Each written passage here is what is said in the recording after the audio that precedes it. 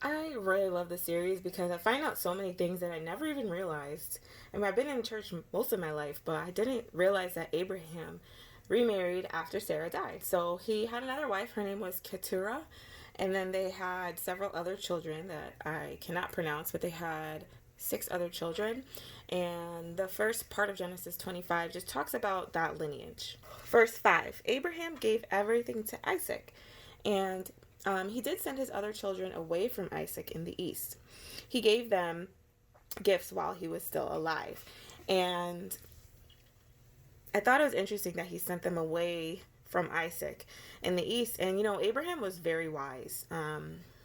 People are just inherently selfish and greedy. And I'm guessing he did that because they would probably see Isaac and think, well, wow, why is he so blessed and we're not blessed and we have the same father, and perhaps try to tamper with what God's trying to do here. And so Abraham was really wise and he sent his children away to the opposite direction of where Isaac was. And it was the same with Ishmael, if you remember in the past. God told Abraham, it's okay, send Ishmael away, and he did that. And so it's the same situation in this context as well. And then Abraham died at age 175, and the Bible said it was a good old age. And I don't know, it was really sad. I said this last time when Sarah died as well, but yeah, so that was the lives of Abraham and Sarah. It was really interesting to read that. But yeah, so anyway, verses 9 through 11, Abraham was buried in the same land that he bought to bury Sarah. If you remember back, I don't remember which chapter it was that she passed away, but he was negotiating with someone who owned that land, and he eventually bought that land. It was a cave, and he buried Sarah there, and so Isaac decided to bury Abraham there as well. And it also said that Isaac was blessed. Verses 12 through 18. Now we learn about Ishmael and his children. Remember, Ishmael kind of lived in the wilderness. He was a little wild, and he had quite the lineage. Ishmael died at age 137, and it said that his offspring lived in hostility. So just like with Cain and Abel, you can see what happens generationally with sin sometimes. And Ishmael was born from Hagar, who should have never gotten pregnant with Abraham's first son in the first place. And kind of because of all that, you can see it still continues down the generational line. And it says that Ishmael's offspring lived in hostility. So that's kind of crazy to me. So Isaac and Rebecca, they got married when Isaac was 40, and Rebecca could not get pregnant.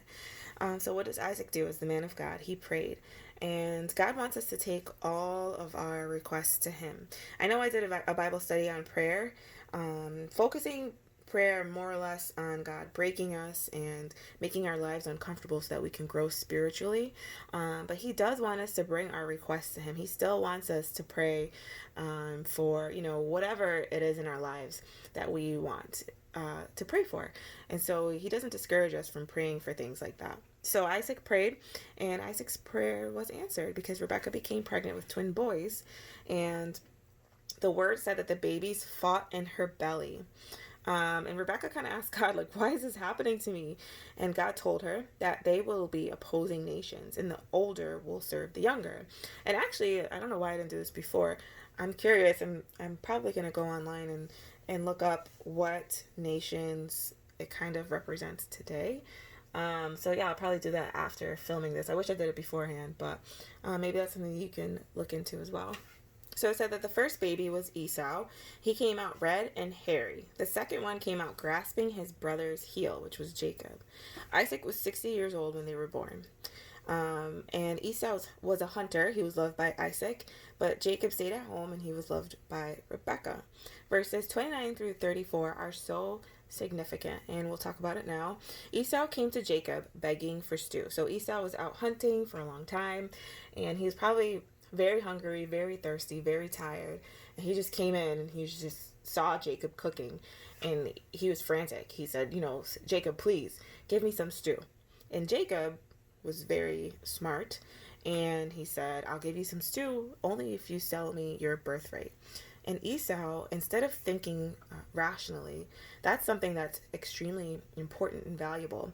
And he gave away his birthright for a bowl of stew. And so, one thing I want to ask you is, what great promises of God are we giving up for some quote unquote stew? So Esau, maybe if he was a little bit smarter and he didn't stay out as long as he did, maybe if he kind of paced himself, if he stayed in an area of taking care of himself, and that could be spiritually too. So if you think about it, when you are physically exhausted, you're probably more irritable. You're probably not the most pleasant to be around.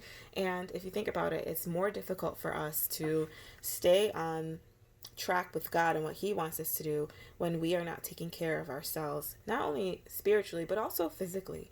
And so I feel like it kind of could be a lesson for us too, as in we need to make sure that we're taking care of our bodies, our physical bodies, and our spiritual bodies, our spiritual self, in order to kind of adhere to what God wants us to do in our lives and to carry out the work that He wants us to do. If Esau had kind of planned his day a little better, or, I'm sure it was several days or whatever, thought about it a little bit more, he probably wouldn't have just given up his birthright so easily for a bowl of stew. So kind of think about, what promises of God are you giving up? And I think about this for myself as well. What promises of God am I giving up for just some basic stew? And I'll just leave you with that question. Next week, of course, we'll be doing Genesis 26. And I look forward to talking to you again. I'll talk to you next time.